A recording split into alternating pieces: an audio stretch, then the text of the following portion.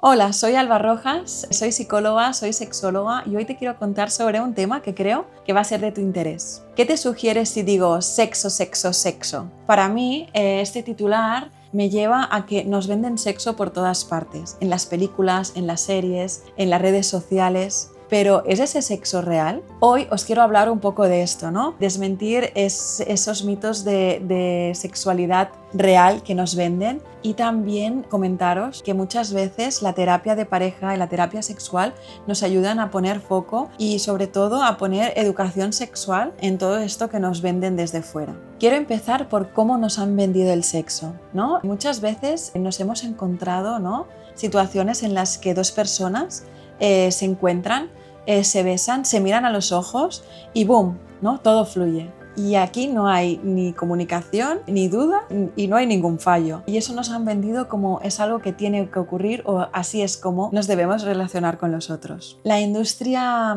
del porno es una industria que anualmente gana muchos millones de euros. De hecho, creo que es de la industria que más millones de euros gana al año. Y nos están vendiendo, ¿no?, un sexo desde cuerpos irreales, desde un sobreesfuerzo, ¿no?, a la hora de mantener relaciones sexuales, orgasmos instantáneos, y todo esto en la vida real no es así. Y ojo, no estoy diciendo que el porno sea nuestro enemigo, ¿no? Muchas veces nos sirve como recurso, pero no lo podemos tomar como un modelo a seguir, ¿no?, como un modelo a imitar. En el porno nos encontramos todo esto, pero no nos encontramos el sexo real, ¿no?, el sexo que tiene que ver con la comunicación, con el acompañamiento, con el consentimiento muchas veces. En la vida real todo es mucho más imperfecto, pero eso lo hace también mucho más bonito. Así que yo lo que os quiero hablar es de qué es sexo real. Para mí el sexo real no debería ser como en las películas. Debería ser un sexo, como os decía antes, ¿no?, consentido, en el que te puedas comunicar, en el que te sientas acompañado, en el que te sientas seguro. Debe ser un espacio en el que te sientas cómodo para poder decir qué te gusta, qué no te gusta, si quieres parar o hacer una pausa, si quieres probar alguna cosa nueva.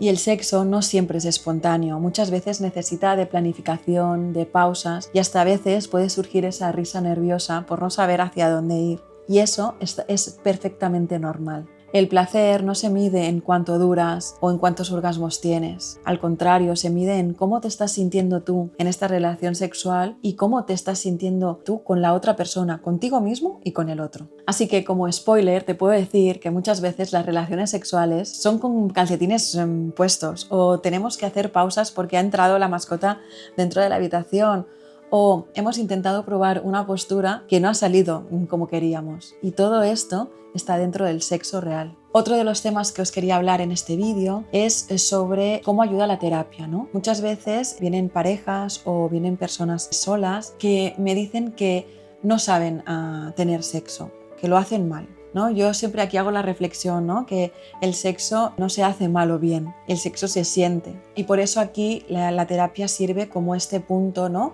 sobre todo de psicoeducación del sexo, y sobre todo para poner foco a que el sexo se cuida, se acompaña y se habla. En terapia de pareja, terapia sexual, nos llegan casos sobre todo desde no tengo deseo sexual o no me siento bien con mi cuerpo a la hora de mantener relaciones sexuales. Por ejemplo, otros temas que también suelen llegarnos es no sé cómo expresar lo que me gusta o lo que no me gusta, porque estamos mucho desde el complacer, ¿no?, y no desde el foco en uno mismo. Y también hablamos de las diferencias de ritmos muchas veces, o diferencias en gustos sexuales. Así que lo que te quiero transmitir es que el sexo no es técnica. El sexo es emoción, el sexo es conexión, es comunicación, va todo mucho más desde lo emocional y no el saber hacer o lo racional. Así que ya para acabar, lo que quiero transmitirte es que para que el sexo sea sano y sea real, no necesita ser perfecto. Puede ser maravilloso con todas las imperfecciones,